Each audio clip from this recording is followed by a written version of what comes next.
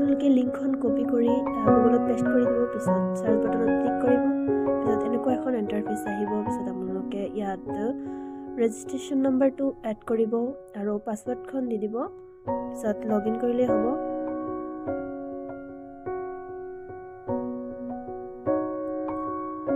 পিছত লগইন কৰি দিব পাছৱৰ্ডখন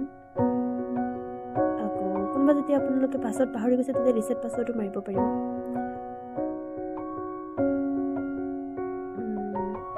ওকে এতিয়া লগইন কৰা হ'ল আপোনালোকে ইয়াত ক্লিক হিয়াৰ বুলি অপচন আছে তাত ক্লিক কৰিব ইয়াত সিলেক্ট ইউৰ কোৰ্স আছে তাত আপোনালোকে ক্লিক কৰিব তাত আপগ্ৰেড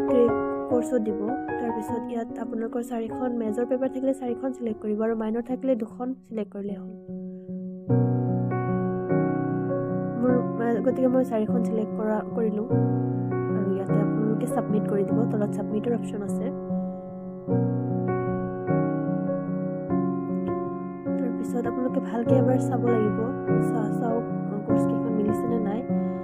যদি কিবা প্ৰবলেম হৈছে আপোনালোকে আকৌ আপডেট কৰিব পাৰে তাত আপডেট কৰিব পাৰে তাৰ পিছত যদি কনফাৰ্ম হয় তেতিয়াহলে আপোনালোকে সাবমিশন কৰি দিলে গ্ৰীণ বাটনত ক্লিক কৰি দিব গতিকে ইয়াতে ওকে কৰিব পাৰে যদি প্ৰবলেম নাথাকে তাৰ পিছত এনেকুৱা আপোনালোকৰ সাবমিশন হৈ গ'ল পিছত তলত 5th সেমিষ্টাৰৰ কোৰ্সখিনি আহি যাব আৰু লাষ্টত আপোনালোকে ইয়াত